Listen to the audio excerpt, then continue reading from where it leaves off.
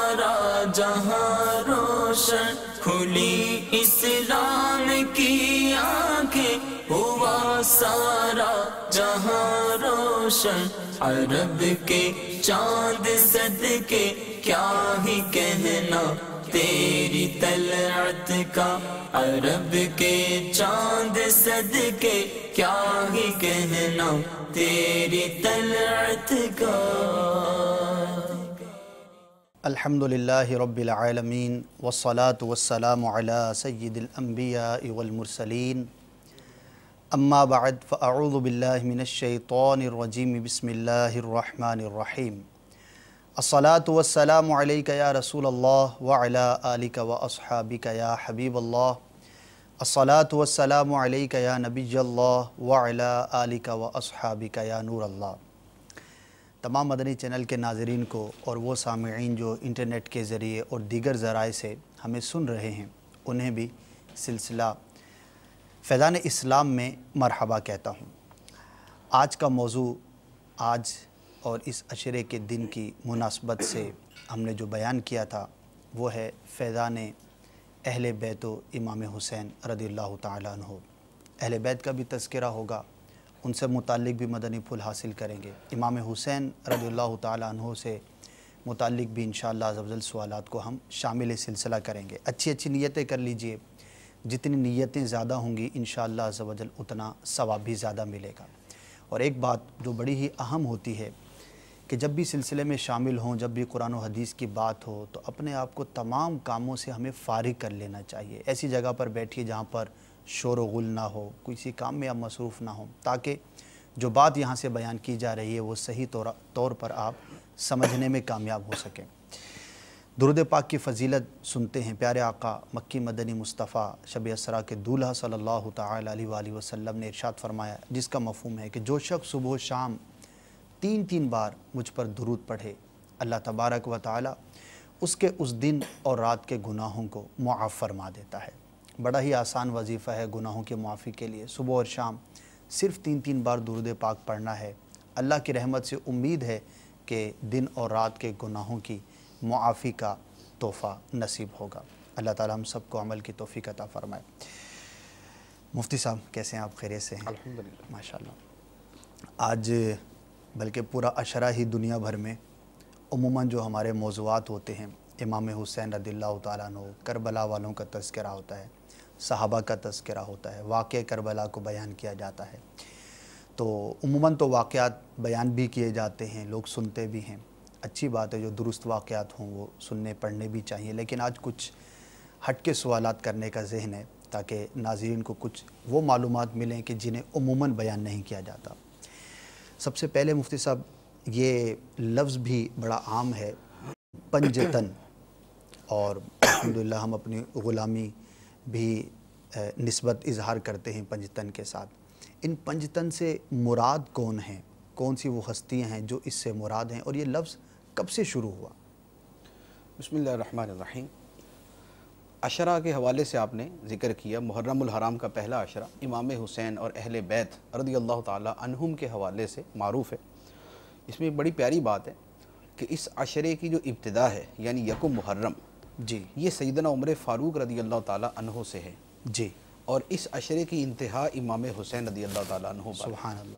تو یہ عشرہ جو ہے یہ فیضان صحابہ و اہل بیت، سبحان اللہ، یہ دونوں کے اوپر یہ مشتمل ہے جی کہ ابتدا سیدنا عمر فاروق رضی اللہ تعالیٰ عنہ سے ہے اور عشرے کی انتہا سیدنا امام حسین رضی اللہ تعالیٰ عنہ سے۔ اسی لیے ہمارا جو عشرہ مدنی چینل کے اوپر چل رہا ہے جی، وہ بھی فیضان صحابہ و اہل بیت کے نام سے ہے، اور یہ عشرہ صحابہ و اہل بیت۔ صحیح۔ اب آپ کا جو سوال ہے کہ پنجتن کا لفظ کب سے شروع ہوا اور اس لفظ سے مراد کون سی ہستیاں ہیں؟ پنجتن کا جو لفظی ترجمہ ہے وہ تو ہے 5 وجود۔ پنج کا مطلب 5، ٹھیک ہے، اور تن کا مطلب وجود، یعنی 5 ہستیاں، وہ 5 مقدس ہستیاں کہ جن کے مجموعے کو پنجتن کہا جاتا ہے۔ صحیح۔ اصل میں یوں ہے کہ کتب احادیث کے اندر صحابہ کرام کے مختلف گروہوں کا تذکرہ ہے۔ ٹھیک ہے، احادیث جب ہم پڑھتے ہیں تو اس میں مختلف گروہوں کا تذکرہ ملتا ہے۔ اس میں کچھ گروہ تو وہ ہیں کہ جن میں تعداد نہیں ہے لیکن جماعت کا تذکرہ ہے، جیسے مثال کے طور پہ مشہور ترین مہاجرین اور انصار، اب گروہ مہاجرین اور گروہ انصار، تو اب یہ ایک بہت بڑی تعداد کے اندر یہ دونوں طرح کے صحابہ کرام ہیں، تو یہ بھی ایک تقسیم ہے کہ مہاجرین کہا جاتا ہے اور انصار کہا جاتا ہے۔ ٹھیک۔ اسی طریقے سے ایک اور بہت بڑی جو تعداد ہے وہ ہے اصحاب بدر۔ صحیح۔ اب اصحاب بدر بھی ایک باقاعدہ ایک لفظ ہے جو مخصوص گروہ کے اوپر بولا جاتا ہے، وہ یعنی صحابہ کرام کہ جن کی غزوہ بدر کے اندر شرکت ہوئی، اور ان کا مقام چونکہ ہمارے اسلام کے اندر ہمارے دین میں بہت بلند و بالا ہے، جن کو اللہ تعالیٰ نے قرآن پاک میں بھی جن کی فضیلتیں بیان فرمائی، اور جن کے لیے جداگانہ یہ فضیلت ہے کہ اے اہل بدر میں نے تمہاری مغفرت فرما دی۔ سبحان اللہ۔ یعنی حدیث قدسی کے اندر اللہ تبارک و تعالیٰ نے انہیں فرمایا کہ اے اہل بدر میں نے تمہاری مغفرت فرما دی۔ خاص اس گروہ کی فضیلت، یہ خاص اس گروہ کی فضیلت ہے۔ ماشاءاللہ۔ اچھا، اسی طرح اصحاب شجرہ، اصحاب شجرہ صحابہ کرام کا ایک گروہ ہے، ٹھیک ہے، اور انہی کا دوسرا نام ہے اصحاب بیعت رضوان۔ صحیح صحیح۔ یعنی صلح حدیبیہ کے موقع پر ایک درخت کے سائے میں نبی کریم صلی اللہ علیہ وآلہ وسلم کے دستے مبارک پر جن لوگوں نے بیعت کی تھی کہ ہم آپ کے ساتھ جو ہے وہ آپ کی معیت میں کفار سے جنگ کرنے کو تیار ہیں، یہ 1400 صحابہ کرام تھے۔ صحیح صحیح۔ اصحاب بدر تو 313 ہیں، یہ 1400 صحابہ کرام۔ ان صحابہ کرام کو جدا گانا اس لیے ذکر کیا جاتا ہے کہ اللہ تعالیٰ نے قرآن میں ان کا جدا گانا تذکرہ کیا۔ ماشاءاللہ۔ بے شک اللہ ان صحابہ سے راضی ہو گیا جنہوں نے درخت کے نیچے آپ کی بیعت کی تھی۔ صحیح۔ تو یہ چونکہ 1400 صحابہ کرام کی ایک جدا شان ہے، تو اس لیے ان کو جدا گانا ذکر کیا گیا۔ صحیح۔ تو یہ ایک بڑے بڑے گروہ تھے۔ ٹھیک ہے۔ اب اس کے بعد پھر وہ عدد خاص کے ساتھ کہ ایک معین تعداد ہے۔ اچھا، بلکہ ایک اور تقسیم بھی ہے، مسلمین قبل فتح مکہ اور مسلمین بعد فتح مکہ۔ اچھا، ماشاءاللہ۔ کہ وہ مسلمان کہ جو فتح مکہ سے پہلے مسلمان ہوئے اور وہ لوگ کہ جو فتح مکہ کے بعد میں مسلمان ہوئے، اللہ تعالیٰ نے قرآن پاک میں ان کا بھی تذکرہ کیا ہے، یعنی یہ بھی ہے فتح کے بعد اور فتح سے پہلے، تو یہ بھی ایک گروہ ہے۔ اب ان کے اندر جو فتح مکہ سے پہلے مسلمان ہونے والے ہیں وہ افضل ہیں ان لوگوں سے جو فتح مکہ کے بعد مسلمان، انہوں نے زیادہ مشکلات دیکھی، انہوں نے زیادہ مشکلات دیکھی تھی۔ اب اس کے بعد وہ صحابہ کرام یا وہ ہستیاں کہ جن کو عدد معین کے ساتھ یاد کیا جاتا ہے، ٹھیک، ان میں جو سب سے نمایاں ترین ہستیاں ہیں جن کا نام سب سے زیادہ ہے وہ تو ہے شیخین کریمین۔ شیخین کریمین، شیخین کریمین یعنی دو بزرگ۔ اب وہ دو بزرگ کون سے ہیں؟ وہ سیدنا ابو بکر صدیق رضی اللہ تعالیٰ عنہ اور سیدنا عمر فاروق رضی اللہ تعالیٰ عنہ۔ صحیح۔ احادیث کی کتابوں میں اسی عنوان کے ساتھ ان کے فضائل بیان کیے جاتے ہیں، یعنی فضائل شیخین۔ صحیح۔ کتابیں اسی موضوع پر لکھی گئی۔ نبی کریم علیہ السلام نے بطور خاص ان ناموں کے ساتھ فضیلتیں بیان فرمائیں کہ ابو بکر و عمر رضی اللہ تعالیٰ عنہ کی فضیلت، دونوں کو یکجا کر کے، دونوں کو یکجا کر کے بیان کیا، اور سرکار علیہ السلام کے ساتھ یہی صحابہ کرام سب سے زیادہ وقت گزارا کرتے تھے۔ صحیح۔ تو یہ ہیں شیخین کریمین۔ ماشاءاللہ۔ اس کے بعد اگلی تعداد، اب شیخین کریمین عربی کے اندر دو شیخ، دو شیخ، دو بزرگ شیخ، اور شیخین کریمین کے بعد اب اگلا لفظ لے لیں اب خلفائے اربع۔ خلفائے اربع، صحیح۔ اب خلفائے اربع یعنی چار خلفاء۔ اب چار خلفاء کے اندر معروف ہے سیدنا ابو بکر صدیق، عمر فاروق، عثمان غنی، علی المرتضیٰ رضی اللہ تعالیٰ عنہ۔ اس کے ساتھ ایک لفظ آتا ہے خلفائے راشدین۔ خلفائے راشدین کی تعداد جو ہے یہ خلفائے اربع سے زیادہ ہے، ٹھیک ٹھیک، کیونکہ خلفائے راشدین کے اندر سیدنا امام حسن رضی اللہ تعالیٰ عنہ بھی شامل، صحیح، کہ آپ کی خلافت کے جو 6 مہینے ہیں وہ بھی خلافت راشدہ کے ہیں، تو آپ بھی خلیفہ راشد۔ ٹھیک۔ اب اس اعتبار سے 5 ہو گئے۔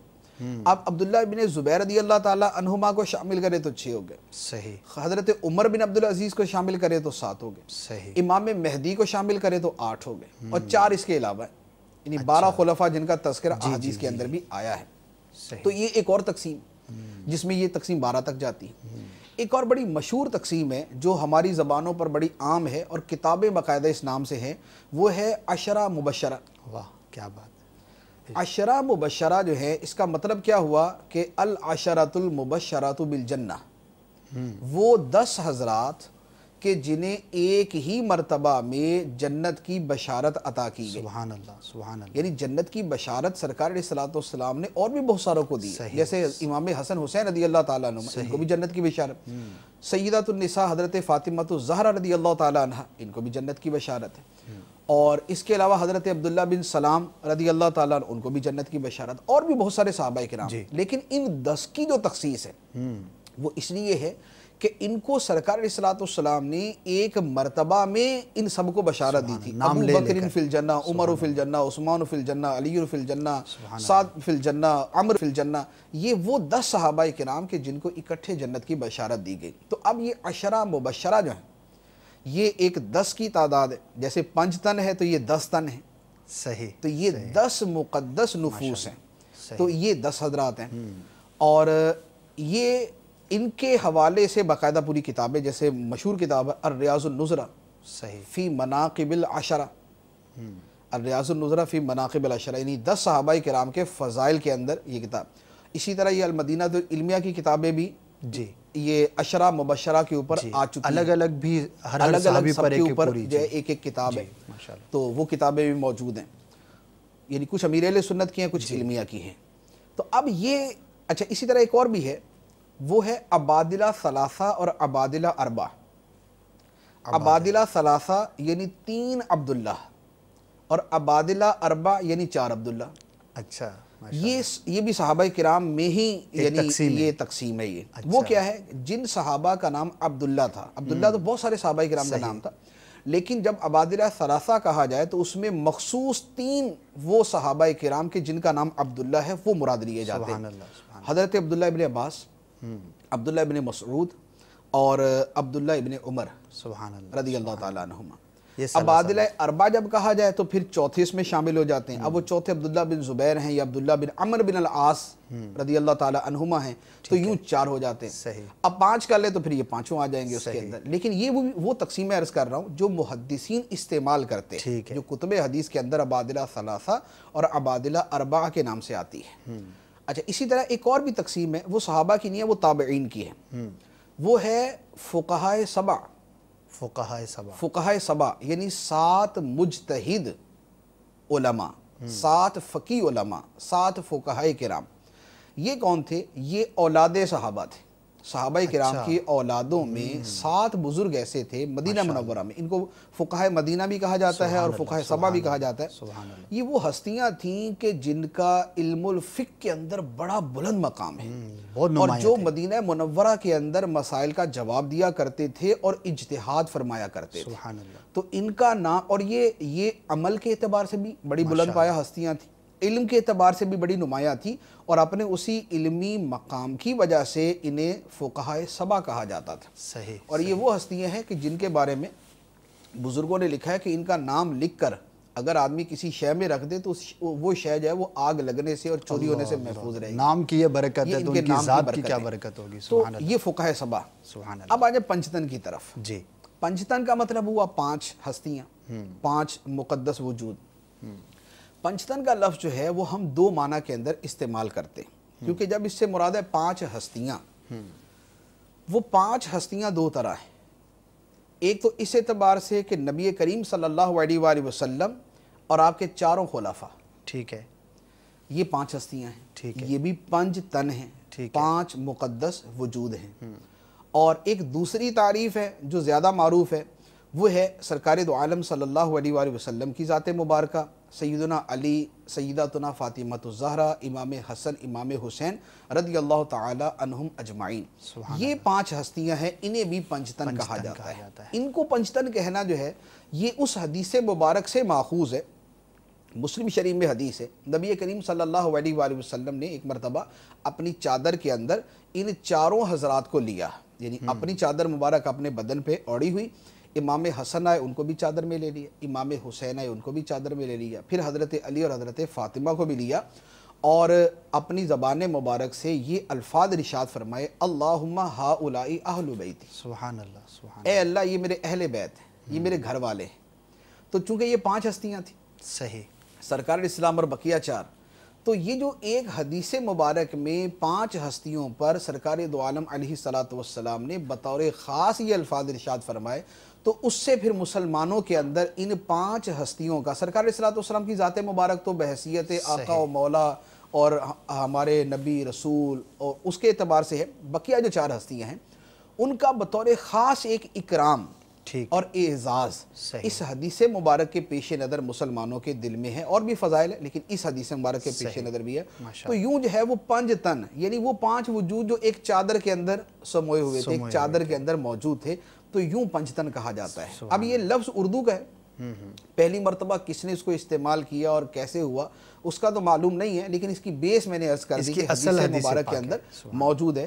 عربی زبان کا ایک شعر ہے، اعلیٰ حضرت علیہ الرحمہ نے ایک جگہ فتاوی رضویہ شریف کے اندر نقل فرمایا ہے، لی خمسۃ اطفی بہا حر الوباء الحاتمہ المصطفیٰ والمرتضیٰ وبناہما والفاطمہ، کہ میرے لیے 5 ہستیاں ایسی ہیں کہ جن کے وسیلے سے، جن کے صدقے سے میں تباہ کن وباؤں اور مصیبتوں کو بجھا دیتا ہوں، ان کی گرمی کو بجھا سکتا ہوں، بجھا دیتا ہوں۔ وہ 5 ہستیاں کون ہیں جن کے صدقے بلائیں ٹلتی ہیں؟ تو اب اگلے شعر میں ہے المصطفیٰ والمرتضیٰ وبناہما، ان دونوں کے بیٹے حسن حسین، والفاطمہ، تو یہ 5 تن پاک ہے کہ جن کے صدقے اللہ تعالیٰ میری بلائیں دور کرتا ہے، مجھ سے بلائیں ٹل جاتی ہیں۔ تو یہ 5 تن پاک کا ایک آپ بنیاد۔ سبحان اللہ، کیا بات ہے! 5 تن پاک کی برکت سے ہم نے بہت ساری اور بھی باتیں سنی، اور واقعی مفتی صاحب خاص طور پر جب ہستیوں کا ذکر کرتے ہیں تو اعلیٰ حضرت کا وہ شعر یاد آتا ہے، بڑا لطف آتا ہے، کیسے آقاؤں کا ہوں بندہ رضا، بول بالے میری سرکاروں کے۔ اللہ تعالیٰ ہمیں ان ہستیوں کی برکتیں عطا فرمائے، اور سیرت کے پہلو تذکرہ جو ہوتا ہے اس کا ایک اہم نیت یہ ہونی چاہیے، ہوتی بھی ہے کہ جب ہم ان بزرگوں کا تذکرہ سنتے ہیں، ان کی سیرت کے بارے میں معلومات حاصل کرتے ہیں، تو ہمیں بھی اپنی زندگی گزارنے کا ڈھنگ اور سلیقہ معلوم ہوتا ہے۔ اللہ تعالیٰ ہم سب کو اس کی بھی توفیق عطا فرمائے۔ مفتی صاحب، جیسا کہ 5 تن کی آپ نے تقسیم بیان فرمائی، اس کے علاوہ اس کے ضمن میں بہت ساری معلومات میں بھی اضافہ ہوا۔ ایک اور لفظ ہے، میں چاہوں گا کہ اس کی بھی وضاحت ہو جائے، وہ بھی اتنا ہی معروف ہے، اہل بیت۔ جیسے ہم نے سلسلے کے نام میں بھی اس کو شامل رکھا، ویسے بھی فضائل اہل بیت بیان کیے جاتے ہیں، اہل بیت سے محبت کا تذکرہ کیا جاتا ہے اور مختلف روایتوں کا بھی تذکرہ ہوتا ہے۔ تو یہاں پر اہل بیت سے کیا مراد ہیں اصطلاح کے اعتبار سے، اور جو اشعار کے اندر امام اہل سنت اور مولانا حسن رضا خان رحمہ اللہ تعالیٰ نے جو بیان کیا کہ آیت تطہیر سے ظاہر ہے شان اہل بیت، تو یہ جو آیت تطہیر ہے اس شعر میں بھی تذکرہ ہے، اسی طرح ان کی پاکی کا خدائے پاک کرتا ہے بیان، یہ بھی ہے لفظ۔ اسی طرح اور بھی اشعار کے اندر جو آیت تطہیر کا، ان کی طہارت کا، پاکی کا جو بیان کیا جاتا ہے، تو اس آیت سے کیا مراد ہے؟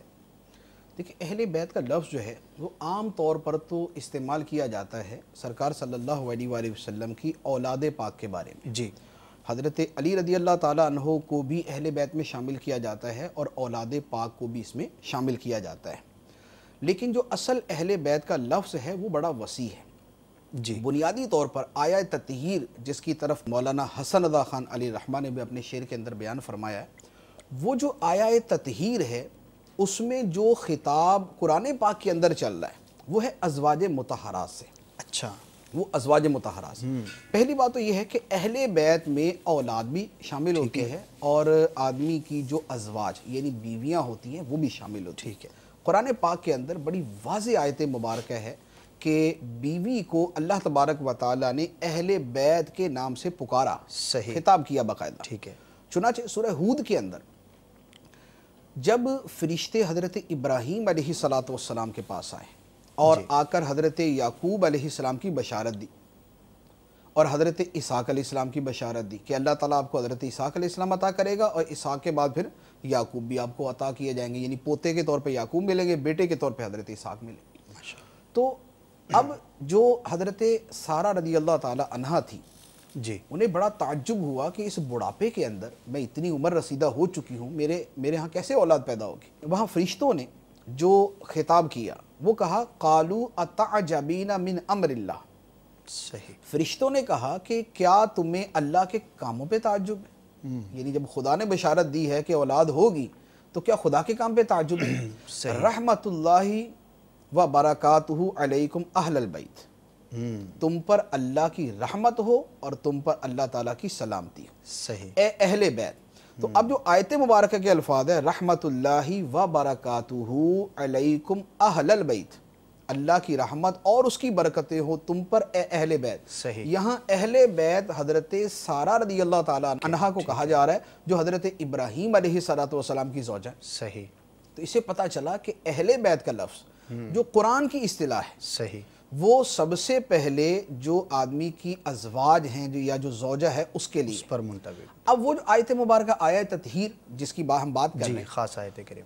اس آیت مبارکہ کا بھی جو سیاق و سباق ہے جی وہ نبی کریم علیہ السلام کی ازواج مطہرات ہیں. اصل میں اس سے پہلے جو آیتیں چل رہی ہیں وہ یہ ہے یا نساء النبی لستن کاحد من النساء ان اتقیتن فلا تخضعن بالقول فیطمع الذی فی قلبہ مرض وقلن قولا معروفا وقرن فی بیوتکن ولا تبرجن تبرج الجاہلیۃ الاولی واقیمن الصلاۃ وآتین الزکاۃ واطیعن اللہ ورسولہ انما یرید اللہ لیذہب عنکم الرجس اہل البیت ویطہرکم تطہیرا. صحیح. صحیح. یعنی یہاں بیان یہ کیا جا رہا ہے اللہ تعالیٰ ازواج مطہرات کو فرما رہا ہے اے نبی کی بیویوں تم دنیا کی دوسری عورتوں کی طرح نہیں ہو.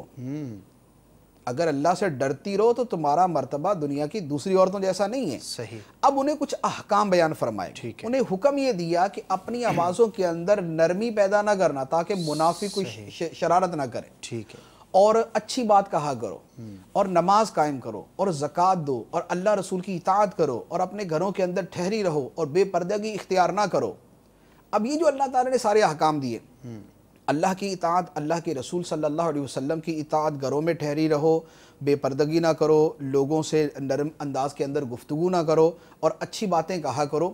اب اللہ تعالیٰ فرماتا ہے کہ اللہ تعالیٰ بطور خاص جو تم لوگوں کو یہ تم عورتوں کو تم ازواج کو یہ تمہیں ہدایات دے رہا ہے اس کا مقصد کیا ہے. فرمایا انما یرید اللہ لیذہب عنکم الرجس اہل البیت ویطہرکم تطہیرا. اے اہل بیت اللہ تعالیٰ یہ چاہتا ہے کہ تم سے ناپاکی کو دور کر دے اور تمہیں خوب پاک و صاف کر دے. صحیح. صحیح. صحیح. تو یہ اہل بیت کا جو لفظ انما یرید اللہ لیذہب عنکم الرجس اہل البیت ویطہرکم تطہیرا اس کا سیاق و سباق جو ہے وہ ازواج مطہرات. صحیح. لیکن اس آیت مبارکہ میں صرف ازواج مطہرات نہیں ہیں. ازواج مطہرات کے ساتھ نبی کریم صلی اللہ علیہ وآلہ وسلم کی اولاد پاک جن کے ساتھ آپ کا نسبی تعلق ہے وہ بھی شامل ہے. وہ اس لیے شامل ہے کہ سرکار علیہ السلام نے خود وہ مسلم شریف کی حدیث میں بیان کر دیا اللہم ہؤلاء اہل بیتی. ٹھیک ہے. ٹھیک ہے. تو گویا سرکار علیہ السلام نے وضاحت فرما دی کہ آیت کے اندر جو اہل بیت کہا گیا اس اہل بیت میں صرف ازواج مطہرات نہیں بلکہ آپ کی جو اولاد پاک ہے وہ بھی شامل ہے. اب اولاد پاک کا پھر اطلاق تھوڑا سا وسیع ہے. اس میں بنو ہاشم اور بنو مطلب یہ سب شامل ہیں.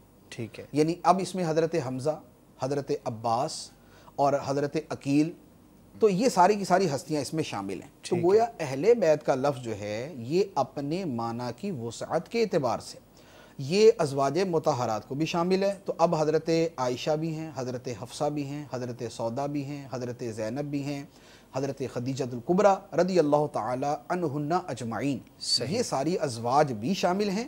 اور اس کے ساتھ ساتھ سرکار علیہ السلام کے جو شہزادیاں ہیں حضرت ام کلثوم حضرت رقیہ حضرت زینب حضرت فاطمہ اور جو آپ کے شہزادے ہیں حضرت عبداللہ حضرت قاسم حضرت طیب طاہر حضرت ابراہیم یہ آپ کے شہزادے بھی شامل ہیں. پھر جو آگے ان کی اولاد ہے امام حسن امام حسین اور پھر آگے جو سادات کرام کی جو نسل چلتی ہے وہ ساری کی ساری اس کے اندر شامل ہیں. تو اہل بیت کا اطلاق ان سب کو وسیع اور یہ جو آیت مبارکہ کی فضیلت ہے انما یرید اللہ لیذہب عنکم الرجس اہل البیت یہ اللہ تبارک و تعالی نے اہل بیت کے بارے میں فرمائی. تو اب ہم چونکہ بطور خاص اولاد پاک کے تذکرے کے حوالے سے کلام کر رہے ہیں تو گویا اس اعتبار سے یہ کہا جا سکتا ہے کہ اے فاطمہ اے حسن اے حسین اور اے نبی پاک علیہ السلام کی دیگر اولاد پاک اللہ یہ چاہتا ہے کہ تم سے ناپاکی کو دور کر دے. اللہ چاہتا ہے کہ تم سے ناپاکی کو دور کر دے اور تمہیں خوب پاک و صاف کر دے. کون سی ناپاکی کو دور کرے؟ عقیدے کی ناپاکی کو دور کرے جو شریعت کے اعتبار سے ناپاکی ہے اور ظاہری جو ناپاکی ہیں ان کو دور کر دے جو معاشرے کے اندر برا سمجھنے کے اعتبار سے جو ناپاکی ہے اللہ تعالیٰ اسے بھی دور کر دے. تو اللہ تعالیٰ تمہیں ظاہری باطنی ناپاکیوں سے دور کرنا چاہتا ہے. تو یہ فضیلت اس اعتبار سے ہے کہ اللہ تعالیٰ کا حکم تو سب کوئی پاک رہنے کا ہے جی لیکن اہل بیت کے بارے میں اللہ تعالیٰ نے بطور خاص ارشاد فرمایا، تو وہ جو خصوصیت سے ان کا تذکرہ ہے یہ ان کی شان ہے کہ اللہ تبارک و تعالیٰ کی بارگاہ میں ان کا کیسا مقام ہے کہ قرآن کی آیہ تطہیر اللہ تعالیٰ نے کہ ان کے حق کے اندر نازل فرمایا۔ سبحان اللہ، کیا بات ہے۔ بڑی ہی تفصیل کے ساتھ ہم نے اہل بیت کے حوالے سے سننے کی سعادت حاصل کی۔ دعا بھی کرتے ہیں، یا اللہ عز و جل جیسا تو نے انہیں پاک و صاف اور ستھرا رکھا، ان کا صدقہ ہمارے ظاہر و باطن کو بھی پاک و صاف فرما دے، ہمارا دل باطنی امراض سے محفوظ ہو جائے اور ہمارا ظاہر ہر طرح کی گندگی سے، گناہوں سے، ہر طرح کے برے اعمال سے ہم اپنے آپ کو محفوظ رکھ سکیں۔ میرے پیارے اور میٹھے اسلام یہ وہ گھرانہ ہے کہ جن کی شان میں اللہ تبارک و تعالیٰ نے آیات نازل فرمائی۔ پیارے آقا مدینہ والے مصطفیٰ صلی اللہ تعالیٰ علیہ وآلہ وسلم نے اپنی زبان حق کے ترجمان سے ان کے فضائل بیان فرمائے۔ مجموعی فضائل کی ایک الگ پوری فہرست ہے۔ اسی طرح ان میں سے ہر ایک کی، جیسے پنج تن کے بارے میں ہم نے سنا، اسی طرح اور صحابہ اور اہل بیت کے حوالے سے الگ الگ جو فضائل ہیں وہ بھی بیان کیے جاتے ہیں۔ اللہ تبارک و تعالی ہمیں ان کا صدقہ عطا فرمائے، اور یہ دن اور یہ عشرہ بالخصوص محرم الحرام کا صحابہ و اہل بیت کو یاد کرنے کا ہے۔ الحمدللہ دعوت اسلامی ہر موقع پر ہماری رہنمائی کرتی ہے۔ مدنی چینل الحمدللہ آپ کے ساتھ ہے۔ آپ دیکھتے ہیں جب بھی کوئی اس طرح کا موقع آتا ہے تو موقع کی مناسبت سے آپ کو سلسلے پیش کیے جاتے ہیں، علم دین بھی عام کیا جاتا ہے اور عملی طور پر بھی ان کی سیرت پر عمل کرنے کی کوشش کی جاتی ہے۔ مفتی صاحب، ایک سوال ذہن میں اٹھتا ہے کہ فضائل تو سب کے ہیں، سبھی ایک سے ایک بڑھ کر ہستیاں ہیں، لیکن امام حسین رضی اللہ تعالیٰ عنہ کا تذکرہ ہمیں زیادہ ملتا ہے اور امام حسن رضی اللہ تعالیٰ عنہ کا تذکرہ کم ملتا ہے، تو اس کی کیا کوئی خاص وجہ ہے؟ دیکھیں، یہ عوامی اعتبار سے تو اس طرح کا ہے کہ امام حسن رضی اللہ تعالیٰ عنہ کا تذکرہ کم ہے اور امام حسین رضی اللہ تعالیٰ عنہ کا ذکر زیادہ ہوتا ہے جی، ورنہ کتب احادیث کو جب ہم دیکھتے ہیں تو اس میں دونوں کا برابر ہی تذکرہ ملتا ہے۔ اچھا، یعنی آپ احادیث مبارکہ اگر دیکھیں گے جی جی، تو احادیث مبارکہ میں آپ کو دونوں ہی کی عظمت اور دونوں کے فضائل اکٹھے ملیں گے۔ یعنی اکثر و بیشتر یہ ہوتا ہے کہ وہ جو کتاب المناقب یعنی کتاب الفضائل ہے وہ ہوتا یہ ہے کہ فی فضائل الحسن والحسین، جی، تو احادیث کے اندر ان دونوں کا تذکرہ، اور کچھ احادیث وہ ہیں کہ جن میں جدا گانا امام حسن رضی اللہ تعالیٰ عنہ کا تذکرہ ہے۔ یعنی تذکار جو ملتے ہیں اس میں آپ کو یا تو دونوں کا اکٹھا ملے گا یا امام حسن رضی اللہ تعالیٰ عنہ کا جدا ملے گا، وہ زیادہ ملے گا، احادیث میں وہ زیادہ ہے۔ صحیح، امام حسین رضی اللہ تعالیٰ عنہ کے بارے میں جو احادیث مبارکہ ہیں جو ہماری کتابوں میں ہیں جی، وہ امام حسین کے حوالے سے کم ہے، امام حسن کے حوالے سے زیادہ ہیں۔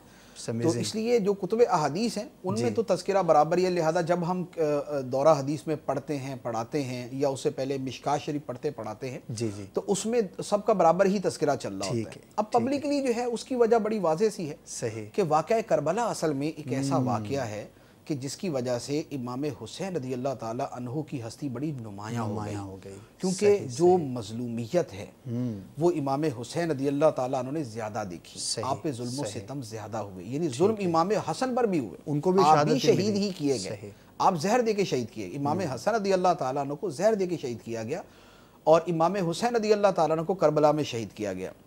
لیکن امام حسین رضی اللہ تعالیٰ عنہ کی شہادت میں بہت سارے دیگر پہلو جو نمایاں ہو گئے۔ ایک تو حالت سفر کے اندر یعنی پردیس میں مسافرت کے اندر آپ کی شہادت ہوئی، یہ ایک دلوں کو اور زیادہ متوجہ کر دیتی ہے۔ دوسرا پھر آپ کی تنہا شہادت نہیں ہوئی، آپ کے اہل خانہ، آپ کے بیٹے، آپ کے رشتہ دار اور سرکار علیہ الصلوۃ والسلام کے لخت جگر جو تھے وہاں پر آپ کی اولاد پاک سے، وہ وہاں شہید کیے گئے، تو یوں جو ہے اس کی طرف زیادہ توجہ ہوتی ہے۔ تیسرے نمبر پہ یہ ہے کہ وہاں شہادت یوں نہیں ہوئی کہ امام حسین پہلے شہید ہوئے بقیہ بعد میں ہوئے، وہاں شہادت یوں ہوئی ہے کہ پہلے آپ کی اولاد پاک شہید ہوئی ہے، صحیح، پہلے آپ کے رشتہ دار شہید ہوئے۔ یہ صدمات ہوتے ہیں نا آدمی کے سامنے، آنکھوں کے سامنے اس کے بیٹے کو شہید کیا جائے اور اس کے بھتیجے کو شہید کیا جائے، اس کے چاہنے والوں کو شہید کیا جائے، اس کے معتقدین کو شہید کیا جائے اور آخر کے اندر جا کے ان کو شہید کیا جائے، تو ایک مظلومیت اتنی بڑھ جاتی ہے۔ تو سیدنا امام حسین رضی اللہ تعالیٰ عنہ کی یہ جو مظلومیت ہے، پھر جو آپ کی شہادت کے پیچھے جو مقاصد تھے کہ آپ جو ہے وہ آپ یزید سے مقابلے کے لیے تشریف لے گئے، جو اس نے اپنا ظلم و ستم روا رکھا ہوا تھا، جو اس نے اسلامی نظام تباہ کرنے پہ تلا ہوا تھا، جو اس نے اسلامی حکومت کے اندر خلافت راشدہ کو ختم کر کے اپنی تباہیاں شروع کی ہوئی تھی، تو چونکہ آپ کے ان مقاصد عظمیٰ کو بھی پیش نظر رکھا جاتا ہے تو اس لیے پھر اس میں جو ہے وہ امام حسین رضی اللہ تعالیٰ عنہ کا ذکر زیادہ ہوتا ہے، صحیح۔ تو پھر وہ جب سے شہادت ہوئی جی تب سے ہی مسلمانوں کے کیا اندر جاتا اس کا رہا۔ تذکرہ جو ہے وہ ٹھیک ہے، زیادہ ہو ٹھیک ہے۔ گیا۔ تو ورنہ یہ کہ احادیث کے اندر اگر دیکھیں تو امام حسن کے بھی اسی طرح فضائل ہیں، امام حسین کے بھی اسی طرح ماشاءاللہ، فضائل ہیں۔ تو پڑھنا چاہیے، یہ بھی ایک بات سمجھ میں آئی احادیث کہ پڑھنی چاہیے، کتابیں فضائل پڑھیں، کی آپ فضائل کتابیں پر- پڑھیں، جیسے جی، مثال کے طور پہ بخاری شریف کی حدیث ہے جو ان بزرگوں کے حوالے سے ہے کہ سرکار صلی اللہ علیہ وآلہ وسلم کے پاس ایک صحابی آئے تو آپ نے چادر مبارک لی ہوئی تھی اور چادر کے اندر کچھ حرکت ہو رہی تھی۔ اچھا، تو وہ صحابی نے عرض کیا کہ یا رسول اللہ صلی اللہ علیہ وسلم یہ کیا ہے، چادر یعنی میں یہ کیا ہو رہا ہے یہ؟ صحیح۔ تو سرکار صلی اللہ علیہ وسلم نے جب چادر اٹھائی تو ادھر امام حسن بیٹھے ہوئے، ادھر امام واہ، حسین واہ، بیٹھے ہوئے۔ کیا بات ہے، کیا بات ہے، تو سبحان اللہ، سبحان اب یہ ایک وہ محبت تھی کہ سرکار محبت صلی ہے، اللہ علیہ وسلم شفقت نے ہے، لیا ہوا قرب تھا، ہے۔ اس پر سرکار صلی اللہ علیہ وسلم نے ارشاد فرمایا اللہم انی احبہما فاحبہما واحب من یحبہما، اے اللہ میں ان دونوں سے محبت کرتا ہوں، تو بھی ان سے محبت کر، سبحان اللہ، سبحان اور تو ہی ان سے محبت نہ کر بلکہ جو ان سے محبت کرے تو اسے بھی محبت فرما۔ صحیح، یعنی صحیح، جو حسن حسین رضی اللہ تعالیٰ عنہما سے محبت کرے تو اس کے ساتھ بھی محبت فرما۔ سبحان اللہ، تو اب اس محبت کی فضیلت بھی صحیح، ایک سامنے آئی، ٹھیک اور ہے۔ دوسرا اس کے ساتھ یہ بھی ہوا کہ دونوں ہی کا تذکرہ حدیث دونوں ہی مبارک کا میں تذکرہ موجود ہے۔ حدیث اچھا، مبارک پھر دوسری جو حدیث مبارک اس میں صرف امام حسن رضی اللہ تعالیٰ عنہ کا تذکرہ ہے، وہ بخاری شریف کی ہے۔ اس میں ہے کہ سرکار علیہ الصلوۃ والسلام نے اپنے مبارک کندھے کے اوپر حضرت امام حسن کو بٹھایا ہوا تھا، جیسے بچوں کو جی، جی، کندھے پہ شفقت بٹھا کے ساتھ لیتے اٹھا لیتے تو ہیں۔ سرکار صلی اللہ علیہ وآلہ وسلم نے امام حسن کو اٹھایا ہوا تھا۔ تو ایک صحابی نے دیکھا تو انہیں بڑا تعجب ہوا کہ یعنی ان کا امام حسن کا مقام کہ سرکار کے کندھوں پہ بیٹھے ہوئے۔ جی، تو سرکار صلی اللہ علیہ وآلہ وسلم نے ارشاد فرمایا کہ اللہم انی احبہ، سبحان اللہ، اے اللہ میں اسے محبت کرتا ہوں، تو بھی اسے محبت فرما۔ کیا بات ہے، کیا تو اب یہ جو حدیث مبارک ہے جو بخاری کے اندر ہے وہ امام حسن رضی اللہ تعالیٰ عنہ کے حوالے سے۔ صلح والی روایت بھی ان کے بارے میں، اسی طرح وہ صلح والی روایت جو ہے وہ بھی بخاری شریف کی روایت ہے، اس میں بھی ہے کہ سرکار صلی اللہ علیہ وآلہ وسلم ممبر پر تشریف فرماتے اور آپ کے پہلو میں امام حسن رضی اللہ تعالیٰ عنہ بیٹھے ہوئے تھے۔ سبحان اللہ، اور اب دیکھیں وہ منظر اپنی نگاہوں میں آپ لائیں، آپ تصور کریں کہ سرکار صلی اللہ علیہ وآلہ وسلم سید المرسلین، آپ خطبہ دے رہے ہیں، آپ خطاب فرما رہے ہیں، اور پہلو کے اندر جو ہے وہ 4-5 سال کے امام حسن رضی اللہ تعالیٰ عنہ بیٹھے ہوئے، سبحان اللہ، اور حدیث مبارک کے الفاظ ہیں کہ سرکار علیہ الصلوۃ والسلام ایک نظر صحابہ کرام کو دیکھتے اور ایک نظر امام حسن کو دیکھتے۔ واہ واہ، کیا بات، اور اب صحابہ کرام نے جب یہ دیکھا نا، یعنی اتنا پیار کہ خطبے میں اپنے ساتھ بٹھایا ہوا ہے، خطبے میں بٹھایا اپنے خطبے میں اپنے ساتھ بٹھایا ہوا، تو سرکار علیہ الصلوۃ والسلام نے ارشاد فرمایا کہ ان ابنی ھذا سید، سبحان اللہ، میرا یہ بیٹا سردار ہے، میرا یہ بیٹا سردار ہے، اللہ تعالیٰ اس کے ذریعے مسلمانوں کے 2 گروہوں کے درمیان صلح کروائے گا۔ سبحان اللہ، سبحان اللہ، تو یہ سرکار علیہ الصلوۃ والسلام نے ایک تو یہ فضیلت ان کی ایک فضیلت دکھا دی، 2 بتا دی۔ صحیح، دکھا یہ دی کہ سرکار کو ان سے پیار کتنا ہے، پیار کتنا ہے، اور بتا یہ دی کہ فرمایا کہ میرا بیٹا سردار ہے۔ تو یہ سید ہونے کا لفظ سرکار صلی اللہ علیہ وآلہ وسلم نے خود امام حسن رضی اللہ تعالیٰ عنہ کے لیے استعمال کیا، ان ابنی ھذا سید۔ تو یہ جو سادات کرام کا لفظ ہم استعمال کرتے ہیں وہ اسی سے شروع ہے سبحان اللہ، کہ سرکار علیہ الصلوۃ والسلام نے فرمایا سید۔ سبحان اللہ، ایک دوسری جو فضیلت بیان فرمائی کہ اللہ تعالیٰ اس کے ذریعے مسلمانوں کے 2 گروہوں میں صلح کروائے گا۔ جی، چنانچہ یہی ہوا کہ سیدنا امیر معاویہ رضی اللہ تعالیٰ عنہ اور سیدنا امام حسن رضی اللہ تعالیٰ عنہ، ان دونوں کے لشکر جی، آپس میں مقابلے پر تھے۔ امام حسن رضی اللہ تعالیٰ عنہ نے پیشکش کی کہ میں صلح کرنا چاہتا ہوں۔ اب لوگوں کا کلام تھا اس کے اوپر کہ آپ کیسے صلح کر رہے ہیں، لیکن امام حسن رضی اللہ تعالیٰ عنہ کے بارے میں چونکہ سرکار نے فرمایا ہوا تھا کہ مسلمانوں کے 2 گروہوں میں صلح کروائیں گے، تو آپ نے اپنی خلافت سے دستبرداری اختیار کی اور حکومت جو ہے وہ سیدنا امیر معاویہ رضی اللہ تعالیٰ عنہ کے حوالے کر دی۔ سبحان اللہ، تو خون یہ ریزی سے تھا بچا لیا، وہ حدیث مبارک کہ 2 مسلمانوں کے 2 گروہوں کے درمیان صلح کروائیں گے۔ تو لہذا جو احادیث مبارکہ کے حوالے سے تذکرہ ملتا ہے اس میں یا دونوں کا ملتا ہے یا زیادہ امام حسن رضی اللہ تعالیٰ عنہ کا ملتا ہے۔ پھر اور بھی احادیث مبارک، جیسے وہ جو حدیث مبارک ہے کہ سرکار صلی اللہ علیہ وآلہ وسلم سجدے میں جاتے تھے، جی جی جی، تو امام حسن رضی اللہ تعالیٰ عنہ آپ کی پشت مبارک کے اوپر سوار ہو جاتے تو سرکار ان کو ہٹاتے نہیں تھے، سجدہ لمبا کر دیا کرتے، اللہ اللہ اللہ، کیا سجدہ لمبا کر دیا، اور بعد میں ہے کہ آپ کی پیٹھ پر بیٹھتے اور بعد میں ہے گردن پہ بیٹھتے۔ اللہ اللہ، اور اسی طرح وہ حدیث مبارک کہ سرکار علیہ الصلوۃ والسلام رکوع میں جاتے تو آپ مبارک ٹانگوں کے درمیان جو فاصلہ ہوتا ہے تو امام حسن کبھی ادھر جاتے اور کبھی ادھر کو واپس آتے۔ تو یہ بھی زیادہ تر روایتوں میں امام حسن رضی اللہ تعالیٰ عنہ کا تذکرہ ہے، بعض روایتوں میں امام حسین رضی اللہ تعالیٰ عنہ کا بھی ذکر ہے۔ تو بہرحال ہمارے دونوں ہی آقا ہیں، ہمارے دونوں ہی سردار ہیں، دونوں ہی آقا ہیں، دونوں ہی ہماری آنکھوں کی ٹھنڈک ہے۔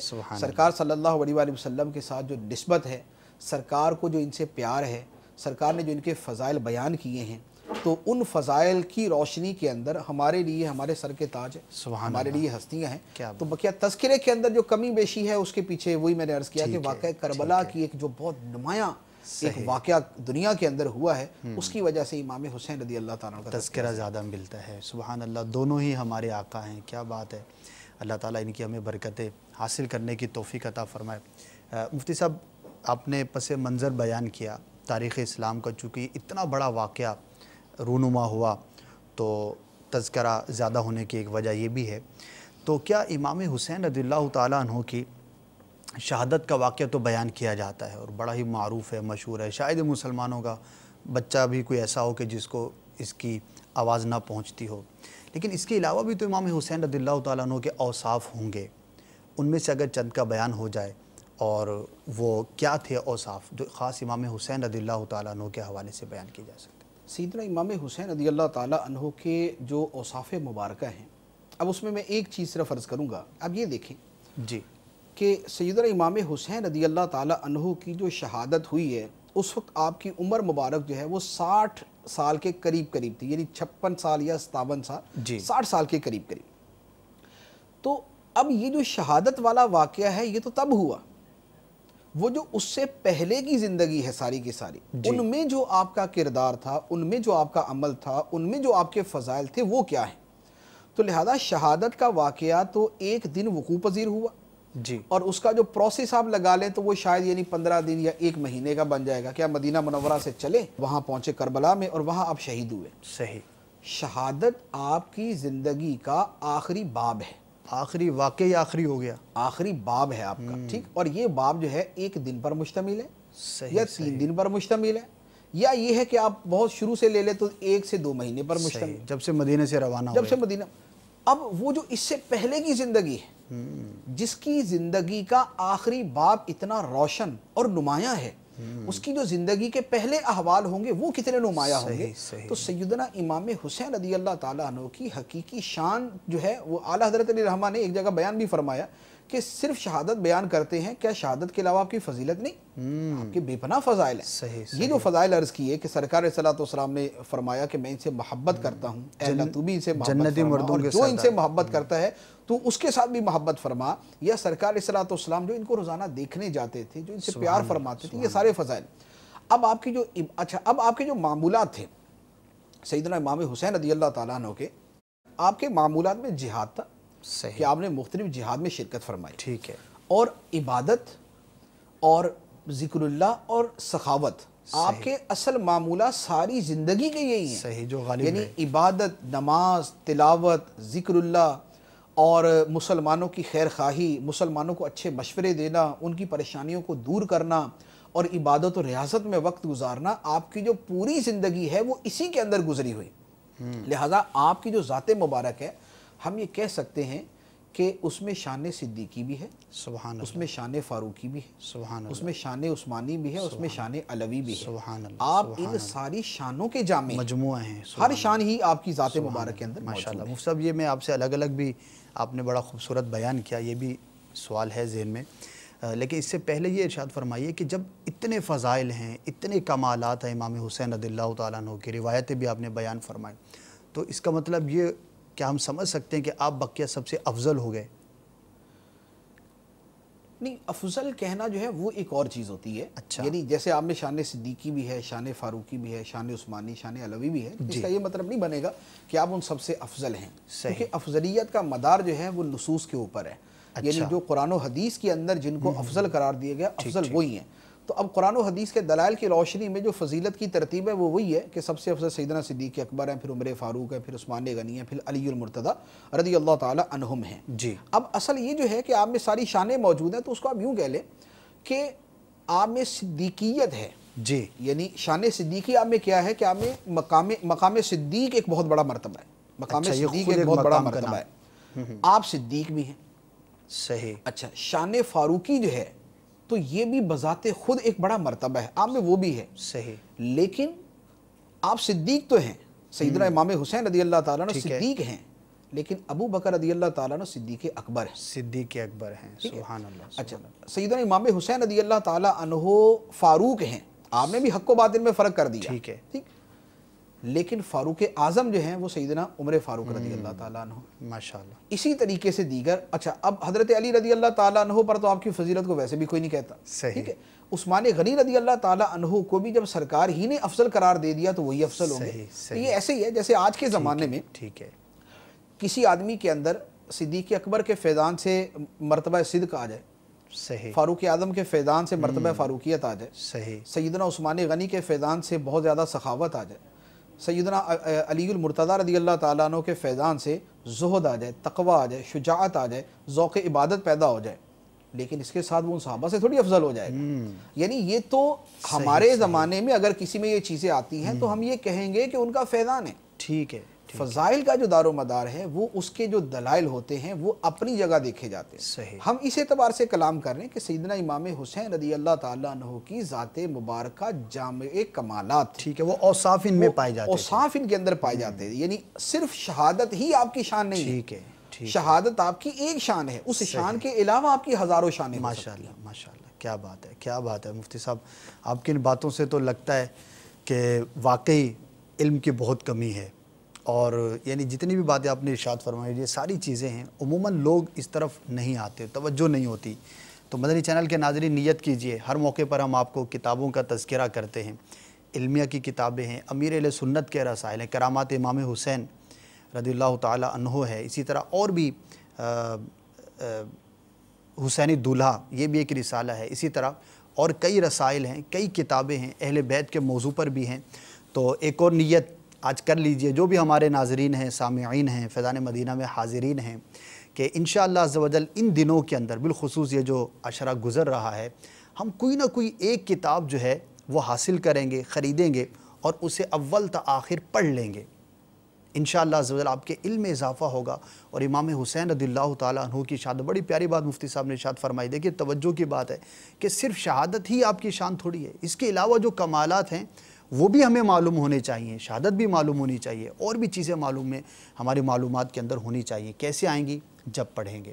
پڑھیں گے کیسے؟ جب کتابیں خریدیں گے. ڈاؤن لوڈ بھی کر سکتے ہیں انٹرنیٹ سے، دعوت اسلامی کی ویب سائٹ بھی وزٹ کر سکتے ہیں. تو انشاءاللہ عز و جل بہت ساری اس کی برکتیں حاصل کرنے کا موقع ملے گا.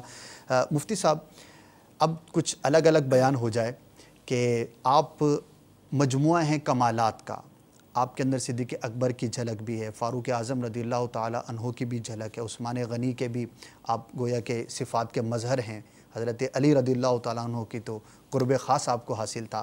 تو یہ جو صدیقیت کا مقام ہے ابو بکر صدیق رضی اللہ تعالیٰ عنہ کا، اس کی جھلک آپ کے اندر کیسے نظر آتی؟ دیکھیں صدیق جو ہے یہ صدق سے بنا ہے. صدق کا مطلب ہے سچ. صحیح. صدیق کون ہوتا ہے؟ جو بہت زیادہ سچا ہو، بہت زیادہ سچا ہو. اب بہت زیادہ سچ جو ہے وہ کس چیز کے اندر؟ امام غزالی رحمۃ اللہ علیہ نے اس کی بڑی پیاری ایک تفسیر بیان فرمائی ہے صدق کے بیان کے اندر. یہ احیاء العلوم کے اندر باب ہے صدق کا بیان، تو اس میں اس کی بڑی پیاری تفصیل ہے. اس کا خلاصہ یہ بنتا ہے کہ جو شخص اپنے ایمان میں سچا ہے، صحیح، اپنے اقوال میں سچا ہے، صحیح، اپنے افعال میں سچا ہے، اپنی عبادات میں سچا ہے، اپنی نیتوں میں سچا ہے، اپنے ارادوں میں سچا ہے، اپنے ارادوں پر عمل کرنے میں سچا ہے، اور اپنے وعدوں میں سچا ہے. صحیح صحیح. اب اس سچ میں جس کا جتنا مرتبہ بلند ہوتا جاتا ہے صدق کا فیضان اس کو اتنا ملتا جاتا ہے. ماشاءاللہ. اور جب وہ صدق کے ایک بہت اعلیٰ مرتبے پر پہنچ جاتا ہے تو پھر وہ صدیق قرار پاتا ہے. صحیح. اب یہ جو ہے ایمان میں، قول میں، فعل میں، نیت میں، ارادے میں، ارادے پر عمل کرنے میں اور دیگر چیزوں کے اندر جو سچا ہونا ہے، ان سب کے لیے اگر آپ ایک لفظ استعمال کریں تو وہ بنے گا اس کی استقامت.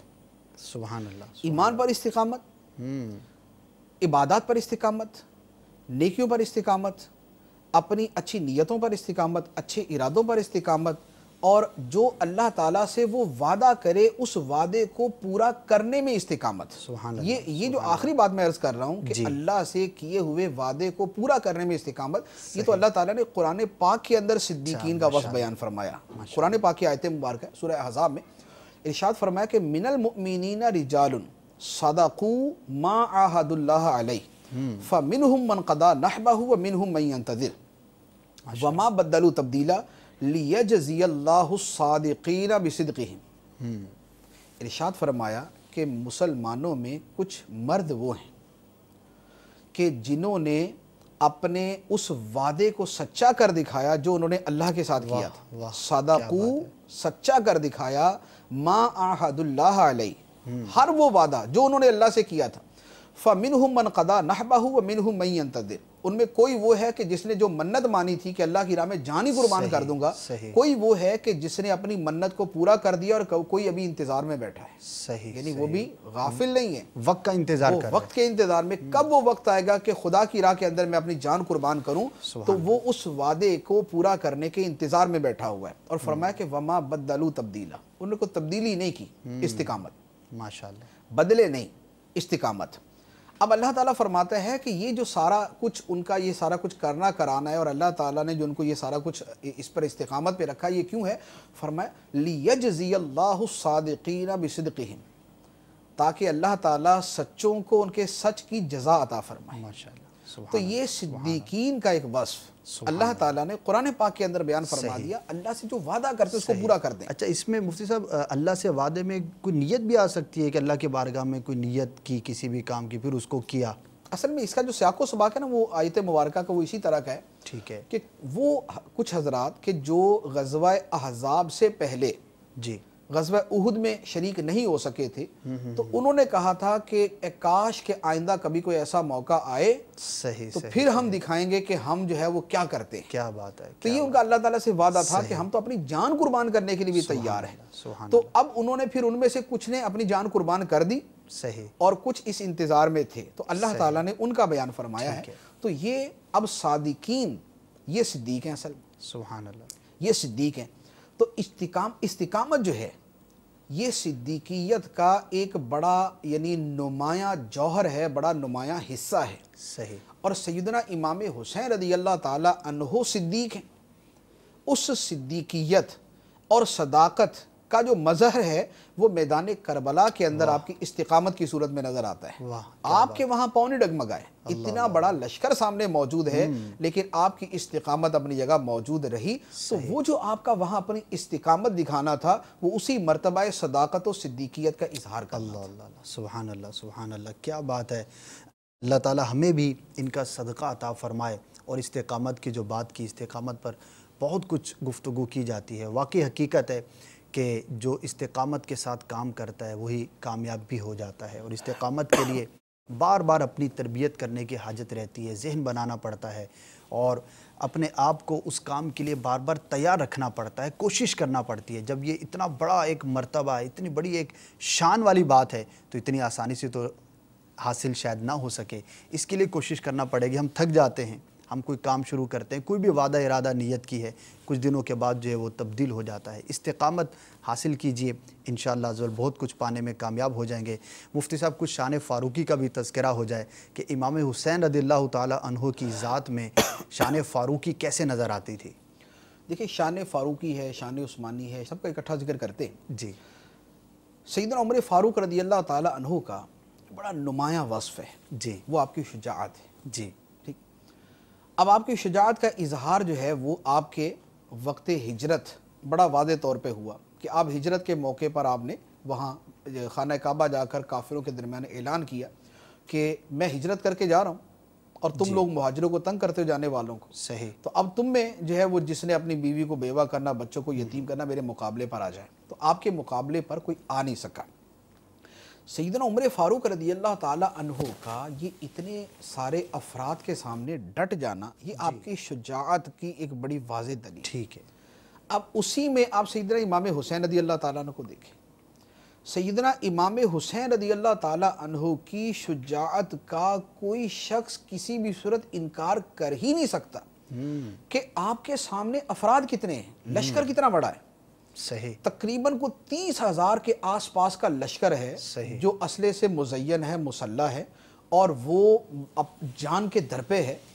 और उनके सामने आप कितने हैं? टोटल 72। सही। 72 नुफूसे कुदसियाँ हैं اور ان کے اندر جو لڑنے کے قابل ہے ان کی تعداد تو اور کم ہے، کم ہو، کیونکہ ان کے اندر تو عورتیں بھی تھیں، ان کے اندر تو بچے بھی تھے۔ اب بچے نکالے، عورتیں نکالے تو پیچھے تو بہت تھوڑے افراد، 2 درجن افراد بچیں گے۔ اتنے کم افراد کے باوجود 30,000 یا 22,000 کے لشکر کے سامنے ڈٹے رہنا، اگر یہ شجاعت نہیں ہے تو پھر شجاعت کسے کہتے ہیں؟ اللہ۔ اچھا پھر اس میں بھی یہ کہ آپ سے پہلے تو سارے شہید ہوتے گئے، پہلے تو چلو 72 تھے، لیکن 72 میں جو لڑنے کے قابل تھے وہ تو ایک ایک کر کے شہید ہوتے گئے۔ اب پیچھے جو لڑنے کے قابل اگر ہیں تو ایک شہزادے جو ہے وہ بیمار تھے، تو اب تنہا جو ہے وہ اب تنہا لڑنے والے تھے، اب تنہا لڑنے والے ہیں، لیکن اس کے باوجود بھی اس لشکر کے سامنے ڈٹے ہوئے۔ صحیح۔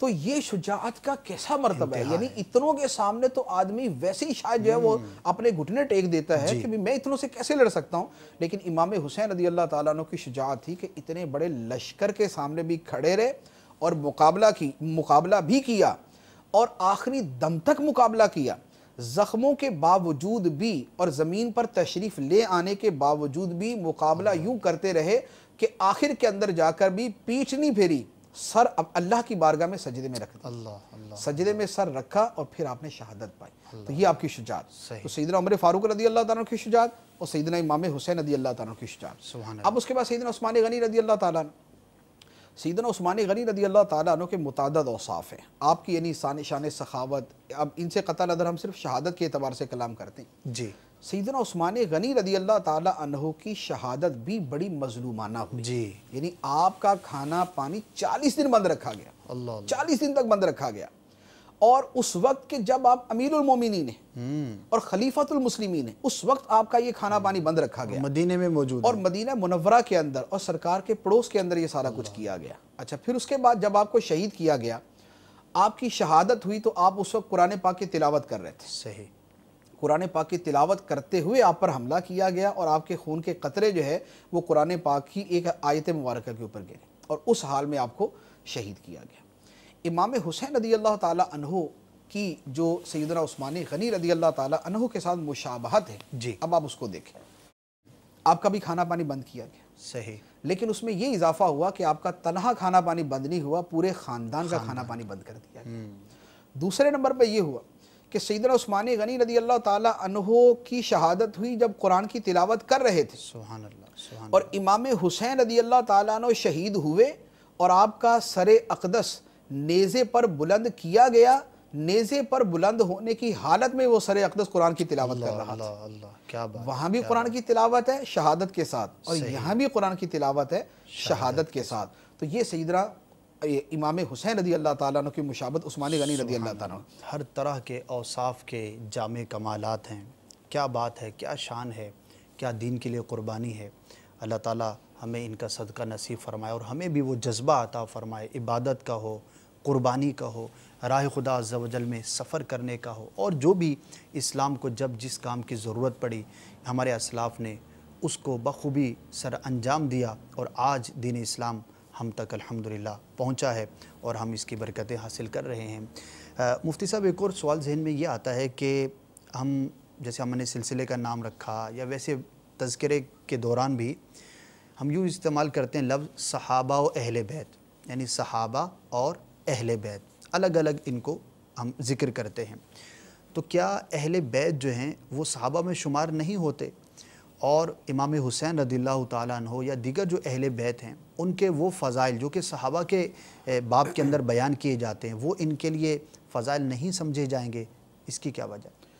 دیکھیے صحابہ اہل بیت جو ہے یہ ایک اصطلاح ہے کہ اس طرح استعمال کیا جاتا ہے، اس کا یہ مطلب نہیں ہوتا کہ صحابہ کی کوئی صحابی اہل بیت میں نہیں ہے اور کوئی اہل بیت صحابی نہیں ہے۔ جی، اصل یہ ہے کہ یوں کہہ لیں کہ علمی اعتبار سے تو اسے کہا جاتا ہے کہ عموم خصوص من وجہین کی نسبت ہے، ٹھیک ہے، کہ کچھ صحابی اہل بیت بھی ہیں جیسے حضرت علی، اور کچھ اہل بیت صحابی بھی ہیں جیسے حضرت علی، لیکن بہت سارے صحابی اہل بیت نہیں ہیں اور بہت سارے اہل بیت صحابی نہیں ہیں۔ ٹھیک ہے، تو یوں جو ہے یہ ایک علمی اعتبار سے تو عام خاص میں وجہین کی نسبت ہے۔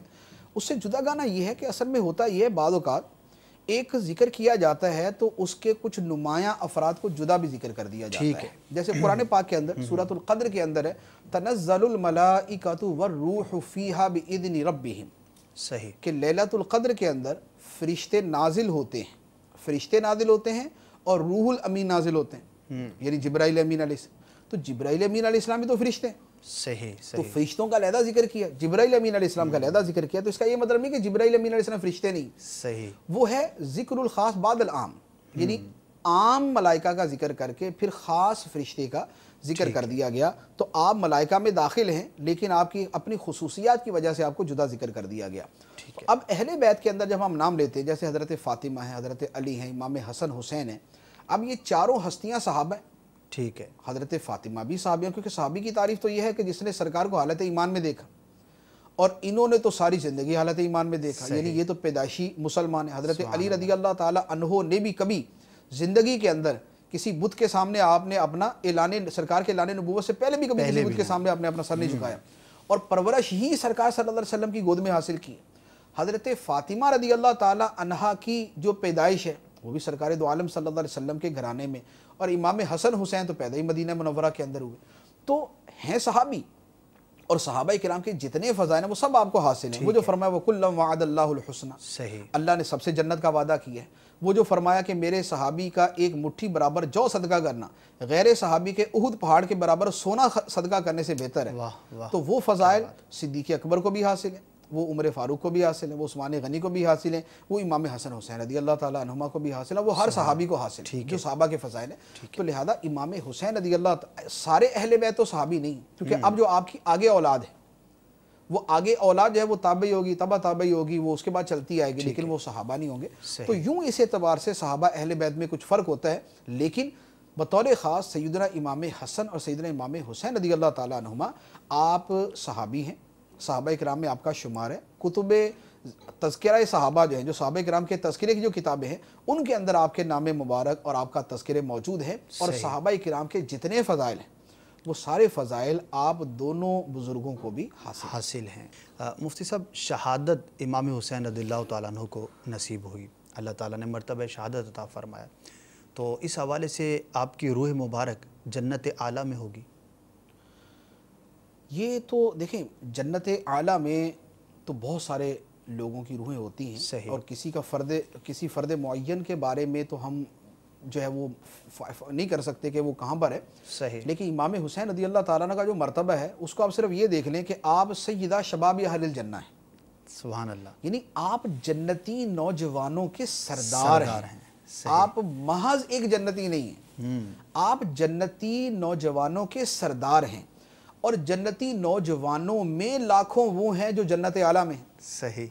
جنتی نوجوانوں کے اندر لاکھوں جو ہے وہ جنت اعلیٰ کے اندر ہیں.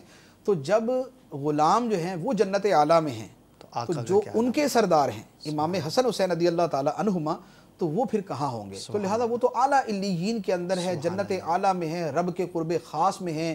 اللہ تعالیٰ نے جو ان کو عطا فرمایا ہم اس کا تصور ہی نہیں کر سکتے. سبحان اللہ سبحان اللہ سبحان اللہ. مفتی صاحب، ایک دو سوال باقی رہ گئے لیکن سلسلے کا وقت جو ہے وہ اختتام کو پہنچا. ہم نے کوشش کی کہ زیادہ سے زیادہ اس واقعے سے متعلق اور بالخصوص امام حسن، امام حسین اور جو دیگر اہل بیت کرام ہیں ان کے حوالے سے کچھ وہ سوالات کے جو عموماً لوگوں کے ذہنوں میں پیدا ہوتے ہیں ان کے جوابات مفتی صاحب سے حاصل کریں. الحمدللہ بہت کچھ سیکھنے کا موقع ملا. اللہ تعالی ہمیں علم دین کی برکتوں سے مالا مال فرمائے. آخر میں ایک مرتبہ پھر گزارش کروں گا کہ اگر دل میں صحابہ و اہل بیت کی محبت کو مزید بڑھانا ہو، وہ کون سا مسلمان ہوگا کہ جس کے دل میں صحابہ و اہل بیت کی محبت نہ ہو؟ لیکن گرد پڑ جاتی ہے. ہم جب کسی اچھے مول سے وابستہ نہیں ہوتے، کسی اور دنیا کے اندر چلے جاتے ہیں تو پھر وہ محبت کا اظہار ویسا نہیں ہو پاتا جیسا کہ ہونا چاہیے. تو محبت جو ہے وہ اطاعت کراتی ہے. ایک بڑا وصف ہوتا ہے محبت کرنے والے کا کہ وہ اپنے محبوب کی اطاعت کرتا ہے. تو صحابہ اہل بیت کا تذکرہ ہم نے کیا. اللہ تعالی ہمارے دلوں میں ان کی مزید محبت کو بڑھائے. لیکن محبت کی علامت اطاعت، ان کے نقش قدم پر چلنا، جس طرح انہوں نے اپنی زندگی گزاری اور اللہ تبارک و تعالیٰ کے دین کے لیے سربلندی کے لیے انہوں نے کوششیں کی. میں اور آپ غور کریں کہ ہم کیا کرتے ہیں، ہماری کوششیں کس مقصد کے لیے ہیں، ہمارا شب و روز کن کاموں میں گزرتا ہے. یہی دعوت اسلامی کا پیغام ہے کہ مجھے اپنی اور ساری دنیا کے لوگوں کی اصلاح کی کوشش کرنی ہے. اس کے تحت یہ ساری چیزیں جو ہے وہ آ جاتی ہیں. آ جائیے، مدنی ماحول سے وابستہ ہو جائیے، مدنی چینل دیکھتے رہیے. انشاءاللہ عز و جل بہت کچھ سیکھنے کا موقع بھی ملے گا اور عمل کا جذبہ بھی ملے گا۔ ہم آپ سے اجازت چاہیں گے، آئندہ سلسلے میں انشاءاللہ نئے موضوع کے ساتھ حاضر ہوں گے۔ صلو علی الحبیب صلی اللہ تعالی علی محمد۔ کھلی اسلام کی آنکھیں ہوا سارا جہاں روشن، کھلی اسلام کی آنکھیں ہوا سارا جہاں روشن، عرب کے چاند صدقے کیا ہی کہنا تیری طلعت کا، عرب کے چاند صدقے کیا ہی کہنا تیری طلعت کا۔